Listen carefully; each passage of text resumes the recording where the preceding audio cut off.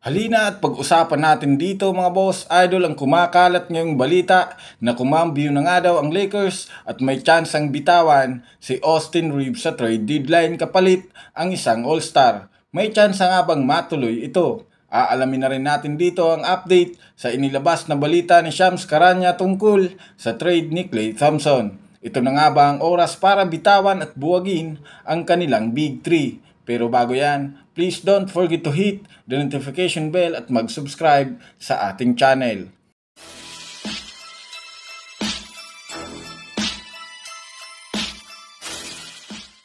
Mga boss, idol, tara na at una nating talakayan ngayon ang kumalat na trade ni Austin Reeves. Lingid niya sa kaalaman ng nakararami dahil nga sa pagkatalo ng Lakers ngayong araw kontra sa batang team na Houston Rockets, samot-saring trade talks at trade rumors na naman ang nakasentro sa kanya. Dahil na rin sa mainit na performance ni D'Angelo Russell sa nakalipas na 8 laro ng Lakers, mas napagtibay lamang nga ang usap-usapan ng mga fans na posibleng hindi siya ipamigay ng Lakers, pero kabaliktaran rin naman ito ang kumalat na balita dahil tatamaan nga naman ngayon ay si Austin Reeves na ayon sa iba, kailangan ng ipamigay ni Rob Pelinka. Alam naman natin na malaki ang potensyal ni Austin Reeves sa opensa, pero dahil nga sa kawalan nito ng mahigpit na depensa, isa nga siya sa nailagay sa listahan ng maiti-trade.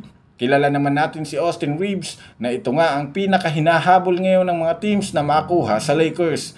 Dahil nga 25 years old pa lamang ito at malaki ang potensyal na maging isang superstar. Kaya naman ayon nga sa inilabas na balita ni Shams Charania ng The Athletic, isa nga si Lauri Markkanen sa mga matunog na pangalan na papayag si Rob Pelinka bilang maging kapalit.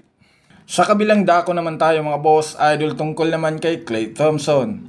Ayon nga sa inilabas na report ni Mark Stein ng The Bleacher Report, mga boss, idol, nakasalalay nga ngayon sa mga kamay ni Stephen Curry ang desisyon kung papayagan niyang i-trade ng Warriors sina Klay Thompson at Draymond Green. Alam naman nga natin, nakita nga sa naging reaksyon ni Stephen Curry noong nakaraan sa pagkatalo nila kontra sa Lakers matapos nitong punitin ang kanyang jersey.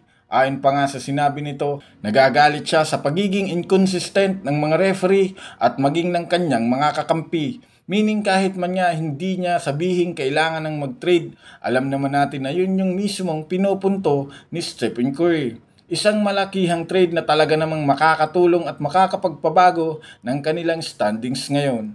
At isa nga sa matunog ay ang trade ni Klay Thompson dahil hawak nga nito ang napakataas na trade value sa kanilang team. Aabangan nga natin kung mabubuwag na nga ba ang Big 3 era ng Warriors ngayong season.